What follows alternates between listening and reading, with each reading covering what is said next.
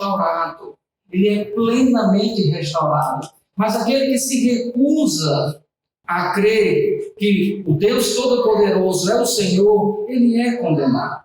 Não tem nenhuma explicação mínima para que as pessoas possam continuar a viver uma vida de arrogância, de prepotência, esquecendo de Deus Todo-Poderoso, Deus verdadeiro. Então, nós vamos agora caminhar para o capítulo 6. E aí fica agora o grande desafio para o irmão Ibrahim. Ibrahim, você vai ter o desafio de desenhar Daniel no meio dos leões, os leões famintos querendo devorar Daniel, mas eles vão ficar tipo uns gatinhos. Nenhum deles vão nem sequer morder Daniel. Então, queridos, vamos lá então. O contexto do capítulo 6 é o início de um novo império. Sai a Babilônia, cai a Babilônia, como nós temos no último versículo do capítulo 5, e agora chega um novo reinado, um novo império. Uma curiosidade que as pessoas, às vezes, quando ficam olhando só para as imagens ou nos filmezinhos que tem, o Daniel que está na cova dos leões é um Daniel velho, já experimentado. Daniel foi levado de Jerusalém para a Babilônia com mais ou menos entre 12 e 14 anos de idade. E nós sabemos aqui que o cativeiro está terminando, porque é Ciro quem vai decretar que o povo volte para Jerusalém. Logo, o cativeiro, pela leitura de Jeremias, nós sabemos que durou 70 anos. Então, uma soma rápida, nós podemos afirmar aqui que ele estava com mais de 80 anos. Então, quando você vê as imagens, né, Daniel novinho, não, Daniel não está novinho, está já um homem bem experimentado. E Daniel sabe muito bem quem ele é, e se dispõe a viver essa identidade. Ele envelheceu, mas parece-me que ele continuou com a mesma firmeza e com a mesma ousadia que está no capítulo 1. Lembra quando ele recusou a se alimentar das iguarias do rei? Então, é claro que todos nós passamos por um processo de maturidade. Espera-se que passemos por esse processo de maturidade. Espera-se que, ao longo da soma dos anos, nós também amadureçamos. E Daniel dá uma amostra disso no capítulo 6. Então, esse texto vai nos levar a alguns questionamentos. Primeiro, quem sou eu pela vontade de Deus? Segundo, como ser o melhor exemplo de quem sou em Cristo Jesus? E por último, o que as pessoas descobririam se fôssemos testados ao limite de nossa fé, como foi Daniel? Então, com esses questionamentos, quero convidá-los a fazer uma leitura apenas dos 3 primeiros versículos. Diz assim, palavra de Deus no livro de Daniel. Pode ficar tranquilo, gente. As crianças não nos incomodam, viu? Pode ficar. É uma alegria tê-los aqui. Deixa os bichinhos aí falando na língua deles, que a gente fala na nossa. Daniel, capítulo 6, versículo de 1 a 3, diz assim: Dario achou por bem nomear 120 sátrapas para governar em todo o reino e colocou 3 supervisores sobre eles, um dos quais era Daniel. Os sátrapas tinham que prestar contas a eles para que o rei não sofresse nenhuma perda. Vamos orar. Ó Deus, nós estamos, Senhor, reunidos no nome do Teu Filho Jesus. Nós estamos, ó Pai, reunidos pela operosidade do Teu Santo Espírito em nossas vidas. Nós estamos, ó Pai, reunidos para suplicar que o Teu Santo Espírito, que inspirou essa palavra, aplique em nossos corações. Nós te pedimos no nome de Jesus. Amém. Amém. Bem, não sabemos exatamente qual era a desse general Dario. Por quê? Alguns acreditam que ele era apenas um general de Ciro, porque Ciro era o grande cara da Pérsia. Mas De acordo com a arqueologia, foi encontrado depois alguns outros monarcas com esse nome, Dario, mais ou menos no mesmo período. Então, isso levava os estudiosos a concluir que pode ser uma espécie de título. Dario seria um título. Bom, eu não sei dizer. O que nós sabemos com certeza é que houve um homem chamado Dario que exerceu um papel muito importante na queda da Babilônia e, nesse primeiro momento, no exercício de administrar o Império de Ciro. E a administração deles era bem interessante. Eles dividiram o Império em satrapias, em 120. Desses 120 comunidades, eles elegeram três governadores, 3 prefeitos, 3 presidentes, e um deles ia gerir os 3. Essa é a ordem. Agora, nós não podemos esquecer que nós temos os persas como alguém que era totalmente diferente dos babilônios. No processo babilônico, o que é que rolava? O rei era a lei. O rei mandava e todo mundo obedecia. Já na pegada medo-persa é diferente. A lei é maior do que o rei. Nós vamos ver isso aqui. Nós vamos perceber que uma vez que o rei ou o imperador dissesse alguma coisa, assinasse algum decreto, ele mesmo não podia mudar. E aí nós temos uma mudança de governo, uma mudança de atitude. Então, o texto nos diz até o versículo 3 sobre isso. Versículo 4, vamos ver o que é que acontece depois dessa divisão entre satrapias. Ora, Daniel se destacou tanto entre os supervisores e os sátrapas por suas grandes qualidades, que o rei planejava colocá-lo à frente do governo de todo o império. Diante disso, os supervisores e os sátrapas procuraram motivos para acusar Daniel em sua administração governamental, mas nada conseguiram. Não puderam achar nele falta alguma, pois ele era fiel, não era desonesto nem negligente. Finalmente, esses homens disseram: jamais encontraremos algum motivo para acusar esse Daniel, a menos que seja algo relacionado à lei do Deus dele. Então, queridos, nós temos um complô.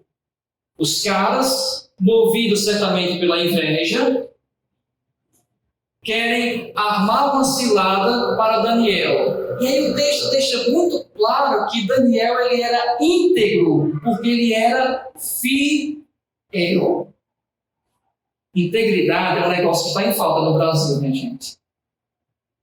Se nós pegarmos os nossos políticos, certamente existem políticos honestos e bons, eu não tenho dúvida disso, mas integridade, eu diria que é aquilo que nós fazemos de forma correta, mesmo estando sozinhos. O Bill Hybels tem um livro, que o título é Quem é Você Quando Ninguém Está Te Olhando? A ideia é falar de integridade, sim. Aquilo que você não precisa estar aos olhos do patrão, ou aos olhos do papai, ou aos olhos da mamãe, e você realmente está fazendo a coisa certa, a coisa correta, a coisa que deve ser feita. Isso é integridade. E Daniel se destacou por conta da sua integridade. E pode ter certeza, a integridade incomoda os corruptos. A integridade sempre vai trazer algum tipo de incômodo para aqueles que desejam fazer coisas escusas. E a ideia é como trazer esse cara para o nosso time. E aí, se não consegue trazer, vamos então tentar burlar a sua vida, vamos tentar fazer alguma coisa contra ele. Prosseguindo. Versículo 6. Veja aí a artimanha dos corruptos. Versículo 6. Assim, os supervisores e os sátrapas, de comum acordo, foram falar com o rei. Ó rei Dario, vive para sempre. Todos os supervisores reais, os prefeitos, os sátrapas, os conselheiros, os governadores, concordam em que o rei deve emitir um decreto ordenando que todo aquele que orar a qualquer Deus ou qualquer homem nos próximos 30 dias, exceto a ti, ó rei, seja atirado na cova dos leões. Duas coisas aqui no versículo 7. Primeiro, a tal da bajulação. Gente, não é errado elogiar. As mulheres aqui da igreja acabaram de ler um livro fantástico, Elogios que Edificam. Então, se vocês querem saber como é o elogio que edifica, fala com as mulheres da nossa igreja, da metropolitana, que ela vai explicar. A bajulação é uma deturpação do elogio.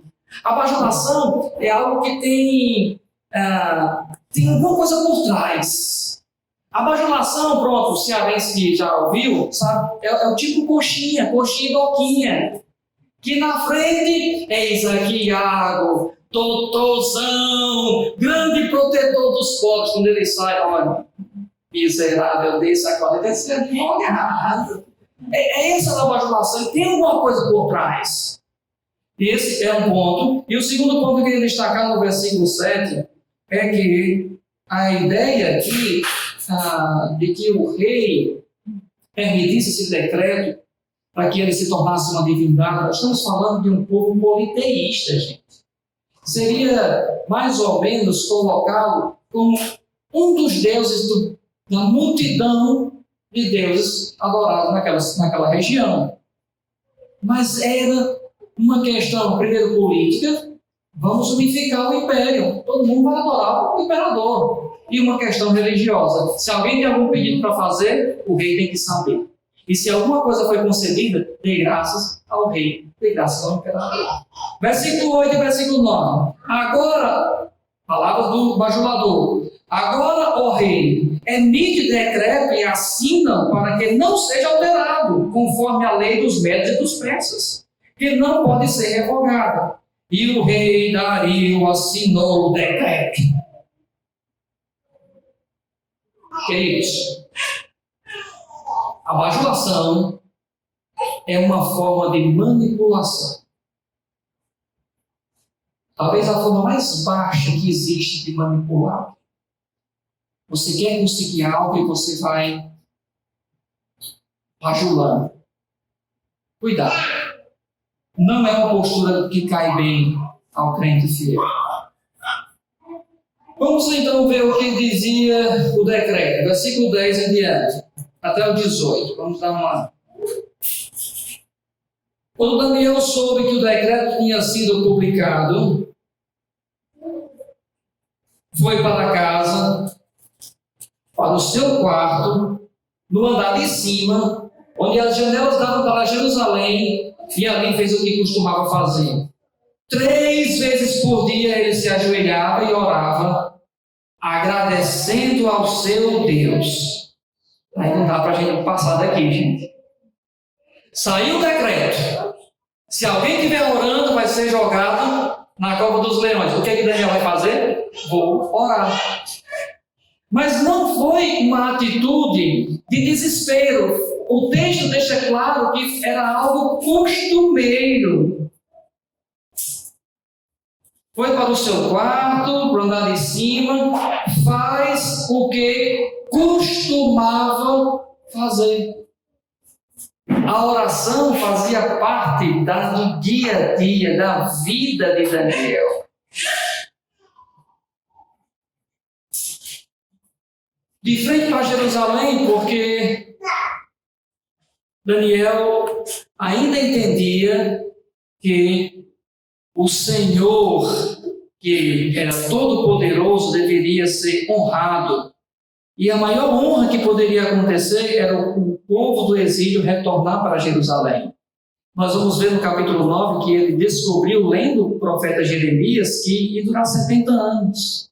Então lá ele agradecia por tudo que estava acontecendo e, sem dúvida nenhuma, suplicava pelo povo. Versículo 11 em diante, vamos lá, prosseguir. Então aqueles homens foram investigar e encontraram Daniel orando, pedindo ajuda a Deus. E foram logo falar com o rei acerca do decreto real. Tu não publicaste um decreto ordenando que nestes 30 dias todo aquele que fizer algum pedido a qualquer Deus ou qualquer homem, exceto a ti, ó rei, será lançado na cova dos leões? O rei respondeu: o decreto está em vigor, conforme a lei dos medos e dos persas, que não pode ser revogada. Versículo 13.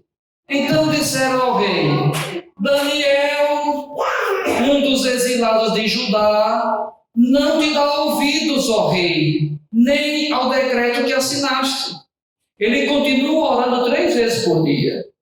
Quando o rei ouviu isso, ficou muito contrariado e decidiu salvar Daniel. Até ao pôr do sol, fez o possível para livrá-lo. Ele tentou salvar Daniel, mas não podia, porque a lei não podia ser revogada. Não sabemos o que ele fez, não sabemos qual foi a atitude que ele tomou para tentar salvar Daniel. O fato é que não rolou, não conseguiu. Versículo 15. Mas os homens lhe disseram: lembra-te, ó rei, de que, segundo a lei dos medos e dos persas, nenhum decreto ou edito do rei pode ser modificado. Então o rei deu ordens, e eles trouxeram Daniel e o jogaram na cova dos leões. O rei, porém, disse a Daniel: que o seu Deus, a quem você serve continuamente, o livre. Versículo 17. Taparam a cova com uma pedra, e o rei a selou com seu anel selo e com os anéis dos seus nobres, para que a decisão sobre Daniel não se modificasse. Tendo voltado ao palácio, o rei passou a noite sem comer e não aceitou nenhum divertimento em sua presença. Além disso, não conseguiu dormir. Cumpriu a lei, foi selado com um anel, comprovando que era oficial a coisa, mas agora o rei não consegue dormir. Você percebe que o texto está querendo mostrar um contraste, preparando-nos para um contraste? Vamos prosseguir a leitura para vocês verem o contraste. Versículo 19. Logo ao alvorecer, o rei se levantou e correu para a cova dos leões. Quando ia se aproximando da cova, chamou Daniel com voz que revelava aflição. Daniel, servo do Deus vivo, será que o seu Deus, a quem você serve continuamente, pode livrá-lo dos leões? Daniel respondeu: ó rei, vive para sempre. O meu Deus enviou o seu anjo, que fechou a boca dos leões. Eles não me fizeram mal algum, pois fui considerado inocente à vista de Deus. Também contra ti não cometi mal algum, ó rei. O contraste é que o rei, diante de todo o luxo, não conseguiu dormir, estava em angústia, estava atribulado, estava sem paz, não quis divertimento, não quis comer, ele estava exatamente de luto. Enquanto Daniel, na cova dos leões, no lugar mais perigoso do mundo, no lugar onde era a sentença de morte para as pessoas, Daniel estava em paz. Esse é o contraste.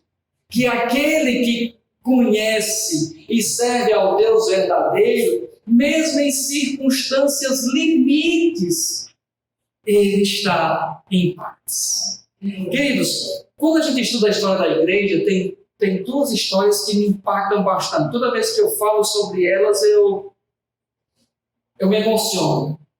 Uma delas é sobre a irmã Felicidade, era o nome dela. 8 filhos. E por ser cristãos foram levados para serem torturados. Isso no século II, mais ou menos, anos 120, 130 depois de Cristo. E foram matando um por um na frente dela. E a única exigência é: negue a Cristo. E ela não negou. O último a ser morto, ele disse: mamãe, não negue, mamãe, não negue a Cristo. E ele foi executado na frente dela. E logo em seguida ela foi machucada, maltratada e depois morta. Também lembro da história de Blandina. Blandina foi torturada várias vezes. A história diz que os seus algozes estavam revezando na tortura porque se cansavam de bater nela. Depois levaram para as feras, mas as feras não quis nem se aproximar dela. E aí continuou a espancar. Chegou a um ponto de fazer com que ela se assentasse em um ferro esquentado por brasa. E aí ela não negou a Cristo. E por último, depois de muito sofrimento, o algoz comandante mandou que decapitasse. Então, meus queridos, nós não temos a capacidade de fazer isso. Nenhum ser humano é capaz de suportar essas coisas. Isso é obra do Espírito Santo nas nossas vidas.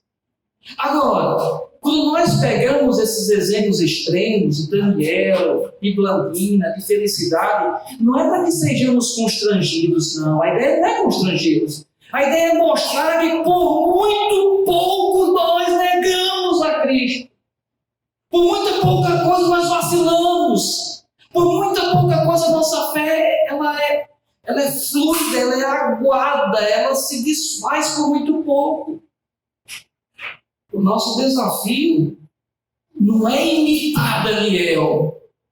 O nosso desafio é crer que o mesmo Deus que operou em Daniel continua operando em nossas vidas. E que em circunstâncias muito adversas, acredite, Ele pode dar graça para que você suporte.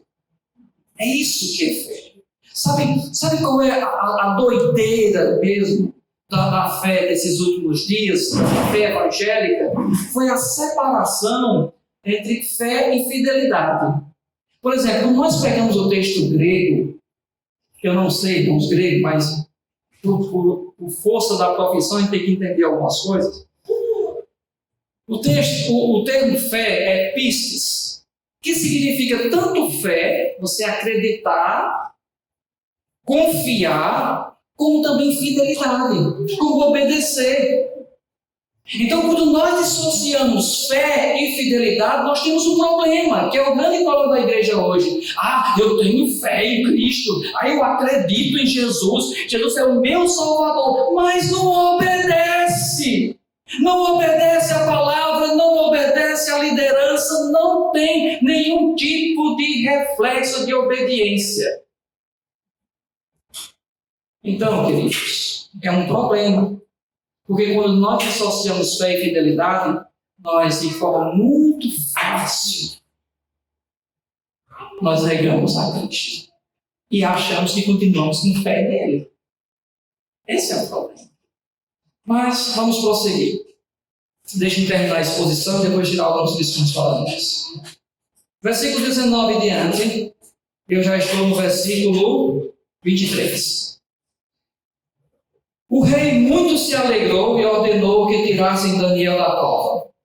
Quando o tiraram da cova, viram que não havia nele nenhum ferimento, pois ele tinha confiado no seu Deus.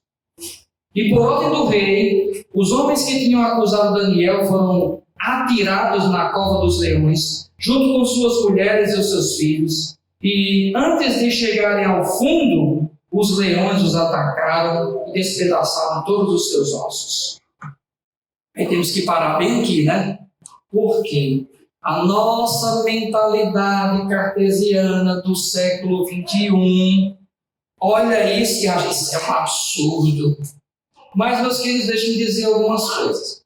Tem um historiador chamado Heródoto, que ele narra a história dos persas, e diz que era costume deles fazer isso. Era costume dos impérios daquela época fazer isso. Todos os impérios tinham as suas sentenças de morte, a sua pena capital. Na Babilônia era o quê? Lançar na fornalha ardente. Para os persas, cova dos leões. Para os romanos, crucificação. Todos tinham. Aí a pessoa diz, mas e a mulher e os filhos? O que é que esse povo tinha a ver? Não eram inocentes? Podemos pensar assim, né? Nossa mentalidade. Mas naquela época, não. Os filhos iam crescer e iam se tornar o quê? Tão mal quanto os pais. E eles iam querer o quê? Vingar-se do rei. Quem assistiu 300 aí, aquela parte 2, você vê, né? Nitidamente que Xerxes volta lá contra a Grécia, por quê? Para vingar a morte do seu pai. Tá aí. Não é isso? Então, tinha que ser todos queridos. E outra coisa, eles não conheciam a lei, nem os profetas, por exemplo, Jeremias 31, 29 e Ezequiel 18, que diz que os filhos não têm culpa do erro dos pais. Você percebe também como a fé do povo de Israel é diferenciada dos povos pagãos? Por último, deixe-me concluir, queridos. Versículo 25. Então o rei Dario escreveu aos homens de todas as nações, povos e línguas de toda a terra: estou editando um decreto para que em todos os domínios do império os homens temam e reverenciem o Deus de Daniel, pois ele é o Deus vivo e permanece para sempre. O seu reino não será destruído, o seu domínio jamais acabará. Ele livra e salva, faz sinais e maravilhas nos céus e na terra. Ele livrou Daniel do poder dos leões. Assim Daniel prosperou durante o reinado de Dario e Ciro, o persa. Quem lê aqui diz, pronto, o homem se converteu. Só que não. Qual era dos persas? Os persas, eles permitiam que os povos que eram conquistados permanecessem com sua religião. E eu encontrei um texto, é muito conhecido, né? O cilindro de Ciro, quando foi encontrado, diz que quando ele chegou para dominar os persas, ele usou a mesma linguagem, só que usando o deus Marduk, que era o deus da Babilônia. Tipo assim, o Deus Marduk Todo-Poderoso me enviou para cuidar de vocês. Então, era a forma que eles tinham de fazer o quê? Fazer com que os sacerdotes, as principais pessoas que tinham influência do povo, ficassem a favor deles. Então, nada de conversão aqui de Dario. Mas uma coisa é certa. Isso aqui é o que nós chamamos de uma doxologia. É uma expressão de louvor ao Deus por aquilo que Ele, por quem Ele é e por aquilo que Ele faz.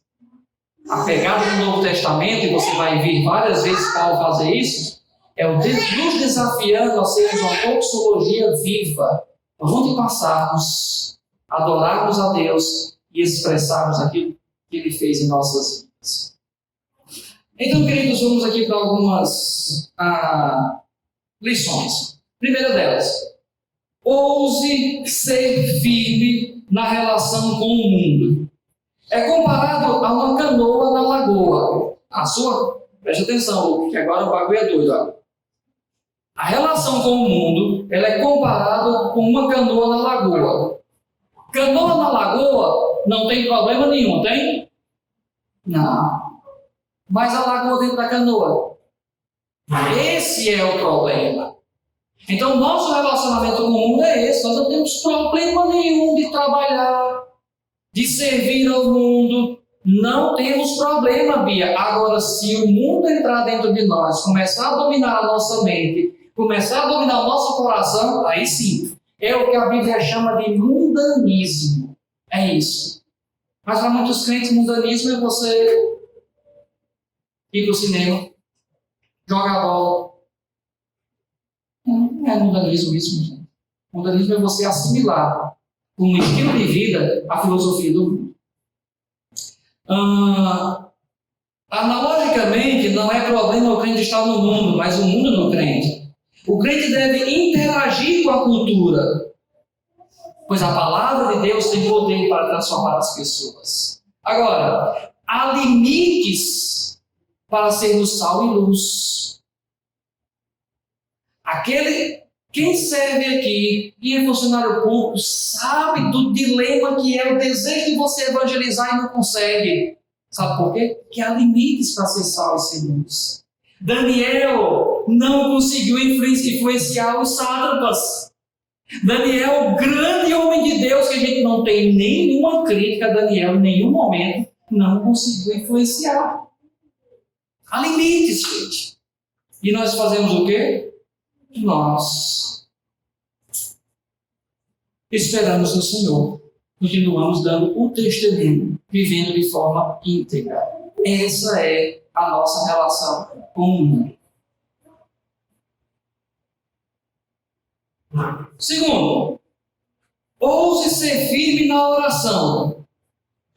Não foi o momento crítico que levou Daniel a orar, mas o costume. Oramos porque é um imperativo bíblico. A pergunta é: por que é necessário manter essa prática da oração?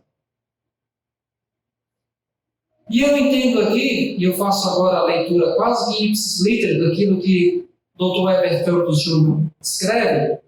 Ele disse que é necessário por causa do testemunho. Daniel poderia ter pensado o seguinte: bom, o decreto é se vire eu orando. Eu podia passar um mês sem orar, 30 dias. Quantos crentes não fariam isso? Porque 30 dias sem orar, estou de boa. 30 dias sem ir para a igreja, quero mais.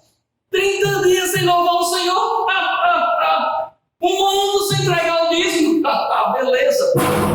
Nós negligenciamos as disciplinas espirituais, mas não negligenciamos a academia, não negligenciamos o Netflix, não negligenciamos o Instagram, não negligenciamos essas coisas.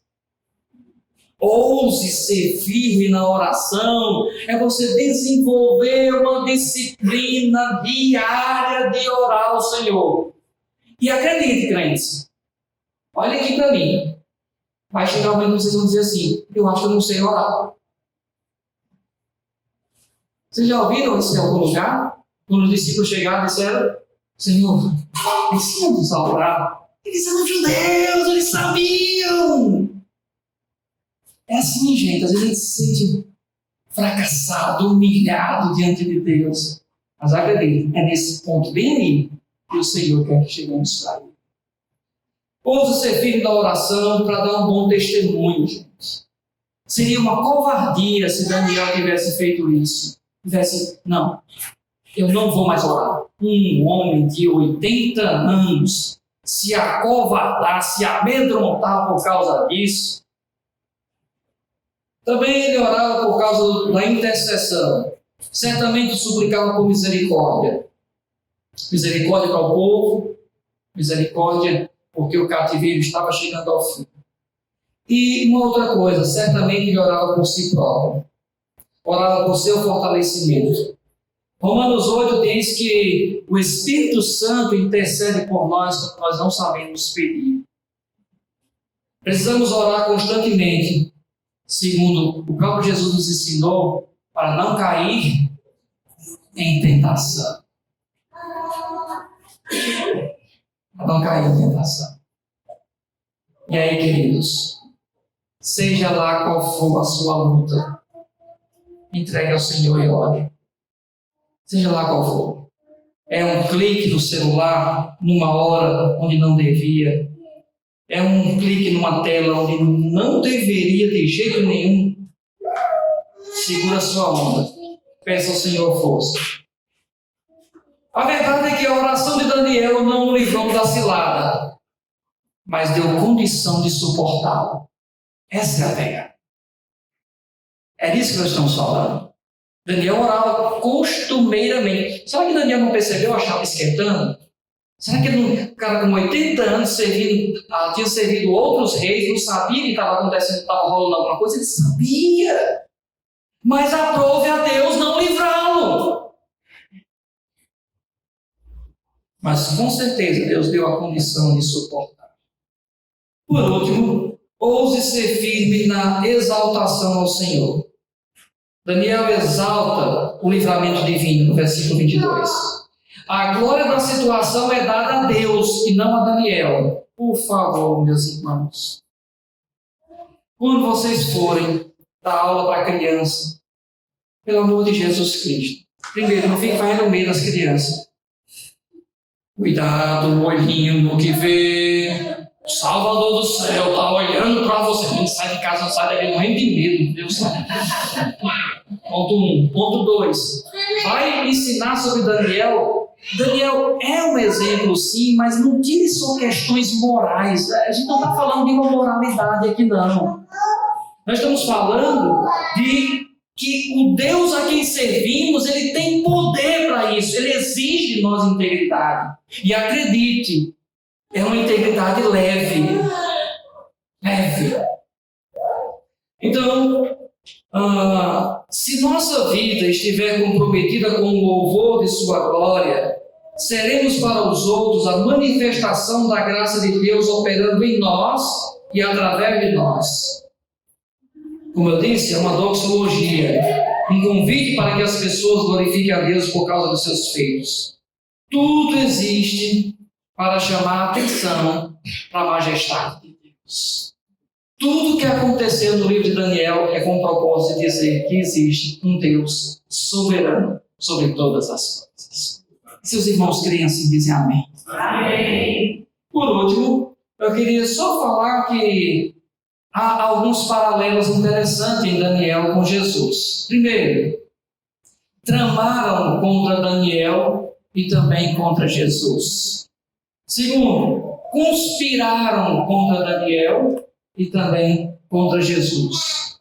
Daniel e Jesus foram condenados injustamente, sem transgredir nenhuma lei. Daniel e Jesus buscaram a Deus em oração, constantemente.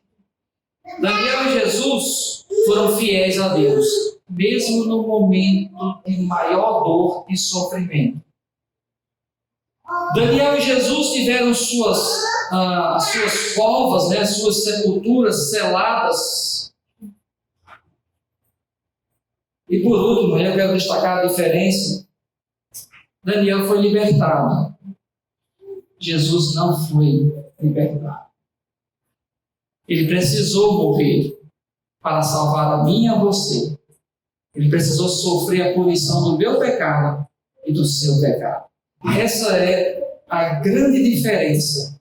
Que Daniel foi liberto por Deus, mas Jesus precisou morrer para dar liberdade aos seus algozes. Dar liberdade a todo aquele que nele crê. Conclusão. Devemos olhar para os capítulos de 1 a 6 como demonstrações do poder de Deus para proteger o seu povo em meio ao exílio até a libertação. Edward Young.